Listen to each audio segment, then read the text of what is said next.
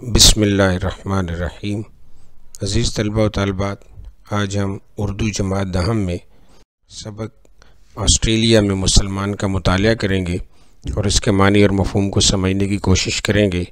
یہ بات یاد رہے کہ اس سبق کے مصنف جناب حکیم محمد سعید شہید صاحب ہیں اور یہ سبق اپنی صنف کے اعتبار سے سفرنامہ کہلاتا ہے اور یہ ان کی کتاب ایک مسافر چار ملک سے لیا گیا ہے اور یہ کتاب 1987 میں پبلش ہوئی تھی، چھپی تھی، اور لازمی سی بات ہے کہ یہ سفرنامہ اس سے پہلے کا ہے اور یہ بعد میں جو ہے اس کو کتابی شکل دی گئی ہے۔ تو اس زمانے میں سائنس اور ٹیکنالوجی اتنی ترقی یافتہ نہیں تھی، تو اس کتاب کے حوالے سے ایک مختصر سا تعارف یہاں پہ درج ہے، وہ ہم پڑھ لیتے ہیں۔ ایک مسافر چار ملک، مسافر ہیں حکیم محمد سعید اور ملک ہیں آسٹریلیا، فرانس، سوئٹزرلینڈ اور انگلینڈ۔ یہ سفرنامہ بھی ہے اور حکیم صاحب کی ڈائری بھی۔ حکیم صاحب جہاں جاتے ہیں وہاں جانے کا مقصد بتاتے ہیں، اس جگہ کی تاریخ، اہم مقامات اور وہاں کی شخصیتوں کا تعارف بھی کراتے ہیں، یہاں کے شب و روز کا احوال بتاتے ہوئے اپنی سوچ، اپنے دکھ اور اپنی خوشی کا برملا اظہار بھی کرتے ہیں۔ دنیا کے بہت سے دور افتادہ علاقوں کی طرح آسٹریلیا کے مسلمانوں نے بھی عہد حاضر کے عوامی رابطوں مثلاً ڈاک، تار، ٹیلی فون، ریڈیو، ٹیلی ویژن اور اخبارات و رسائل کو تشہیر و اشاعت کا ذریعہ نہیں بنایا۔ اس کے دو سبب ہیں، یا تو ان کو ان سہولتوں سے استفادہ کرنے کا مواقع نہیں ملے، یا انہوں نے سہل انگاری کی وجہ سے کسی قدر بے اعتنائی برتی۔ تاریخ نگاروں اور سیاحوں نے چشم پوشی سے کام لیا۔ آج صحیح طور پر یہ بتانا مشکل ہے کہ دنیا کے سب سے بڑے جزیرے بر اعظم آسٹریلیا میں شمع اسلام کب روشن ہوئی اور اس افتخار کا صحرا کس کے سر بندھا۔ بعض قیاس آرائیاں ہوتی رہیں جو زیادہ قابل اعتماد نہیں کی جا سکتیں، بائیں ہمہ یہ ماننا پڑے گا کہ رسول مقبول صلی اللہ علیہ وآلہ وسلم کی رحلت کے بعد خلفائے راشدین کے دور ہی میں مسلمانوں کی تبلیغی جماعتوں نے ایشیا، افریقہ اور مشرق بعید تک پھیلنا شروع کر دیا تھا، اور یہ سلسلہ ایسٹ انڈیز یعنی انڈونیشیا اور ملایا کے کچھ ہی عرصے بعد مسلمانوں کی تبلیغی جماعتیں اس سرزمین پر پہنچی ہوں گی۔ اس اعتبار سے 6 صدی ہجری کا کوئی اشرہ مقرر کیا جائے تو اس ضمن میں قابل قبول سمجھا جائے گا، غلط بیانی یا مبالغہ آرائی کا احتمال نہیں ہوگا۔ افسوس اس بات کا ہے کہ اب بھی عوامی رابطوں سے بہت کم کام لیا جاتا ہے، شاید اس لیے کہ ان رابطوں کا نظام غیروں کے ہاتھ میں ہے اور انہیں فروغ اسلام سے زیادہ دلچسپی نہیں ہے، جو ایک قدرتی امر ہے۔ لیکن اگر حکومت وقت کی طرف سے کوئی رکاوٹ یا پابندی نہیں تو افراد یا نجی انجمنیں یہ ذمہ داری اپنے سر لے سکتی ہیں۔ کون نہیں جانتا کہ عوامی رابطوں کا فقدان ہو تو کوئی تحریک پوری طرح کامیاب نہیں ہو سکتی، اور امت مسلمہ کا تصور تو اس کے بغیر عملی جامہ پہن ہی نہیں سکتا۔ اگر ہم مسلمان ہیں اور ایک مسلمان کی حیثیت سے اپنے معاشرے کو ترقی دینا چاہتے ہیں تو ضروری ہے کہ اسلام کو ایک عوامی تحریک کے اعتبار سے فروغ دیں، رنگ و نسل اور فرقہ واریت کے تعصبات کو فراموش کر دیں یا کم سے کم خالی ذہن ہو جائیں۔ اگر ہمیں معلوم ہو کہ کوہ ہمالیہ کی چوٹیوں یا بحر منجمد و شمالی و جنوبی کے علاقوں میں مسلمان آباد ہیں تو انہیں امت مسلمہ کا ایک عضو سمجھتے ہوئے ان کی خوشی اور غم میں برابر کا شریک ہونا چاہیے، ورنہ وہ ہم سے اور ہم ان سے بے نیاز رہ کر ناواقف ہوتے چلے جائیں گے۔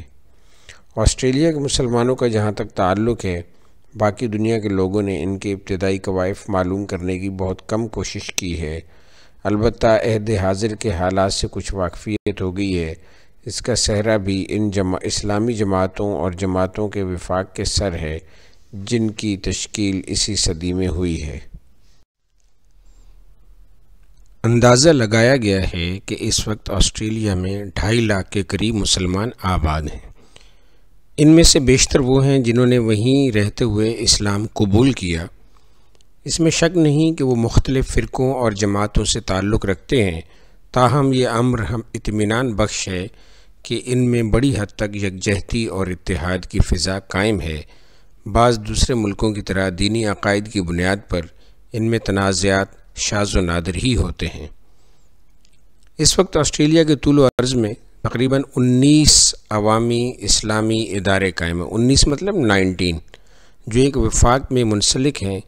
اس طرح مسلمان طلبہ کی 12 انجمنیں ہیں، وہ بھی ایک وفاق بنا کر آپس میں قریبی رابطہ رکھتی ہیں۔ اول ذکر کا نام Australian federation of Islamic council مختصراً ایفک اور مؤخر ذکر کا نام Australian federation of Muslim students ایسوسی ایشن مختصراً ایفسا ہے۔ ان دونوں میں مجموعی طور پر ملک کے 80% مسلمان شامل ہیں۔ 80% مطلب 80%۔ مسلمانوں کے بعض ایسے گروپ بھی ہیں جن کا الحاق ان دونوں میں سے کسی کے ساتھ نہیں ہے۔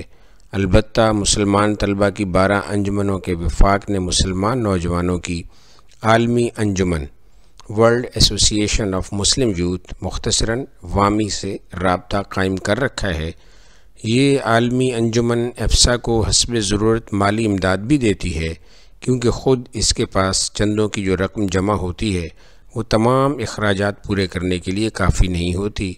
پھر بھی یہ کہنا صحیح نہیں ہوگا کہ ایفسا نے وامی سے الحاق صرف مالی امداد کے پیش نظر کیا ہے۔ خود وامی کے دستور العمل میں یہ مد شامل ہے کہ وہ فروغ اسلام کے لیے کام کرنے والی انجمنوں کی مالی اعانت کرے گی۔ اعانت کرے گی مطلب ان کی مدد کرے گی۔ آسٹریلیا کے مسلمانوں میں اس اعتبار سے کوئی وحدت فکر نہیں ہے کہ اسلام کے معاشرتی اور ثقافتی پہلوؤں کے مفہوم کی ترجمانی کس طرح ہو اور انہیں کس صورت میں اور کس حد تک عملی جامہ پہنایا جائے۔ بہت سے مسلمانوں نے غیر واضح طور پر اپنی رائے کا اظہار بعض موضوعات کے بارے میں ظاہر کیا ہے، لیکن اسلامی تعلیم، اسلامی نصاب، اسلامی فلسفے اور اسلامی طریقہ کار کے بارے میں کوئی منصوبہ یا اس کا لائحہ عمل مرتب نہیں ہو سکا ہے۔ نتیجہ ظاہر ہے کہ بہت سے معاملات میں مغربی اثرات نفوذ کر گئے ہیں، چنانچہ معرفت کا رنگ جو اسلام کے لیے مخصوص ہے کسی منزل پر اپنی جھلک نہیں دکھاتا۔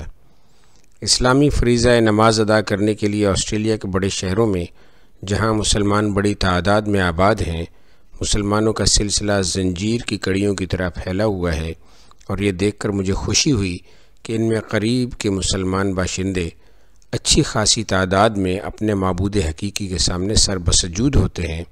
جمعہ کے روز ہر مسجد میں خطبے کا خاص اہتمام ہوتا ہے۔ ظاہر ہے کہ خطبات عام طور سے بولی اور سمجھی جانے والی زبان میں ہوتے ہیں، البتہ جمعہ کا اصل خطبہ معمولاً عربی زبان میں ہوتا ہے۔ عربی زبان جاننے والے زیادہ تعداد میں نہیں ہیں، پھر بھی وہ سب خشوع و خضوع کے ساتھ کان لگا کر اسے سنتے ہیں۔ یہی سنت رسول پاک صلی اللہ علیہ وآلہ وصحبہ وسلم ہے۔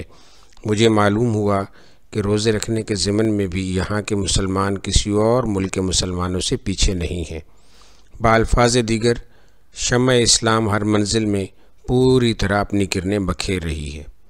ایک بات میں اپنے حافظے کی بنا پر اتنی ضرور جانتا ہوں، حافظہ مطلب یادداشت، کہ 1860 میں آسٹریلیا میں جو پہلا مسلمان داخل ہوا اس کا تعلق پشاور سے تھا۔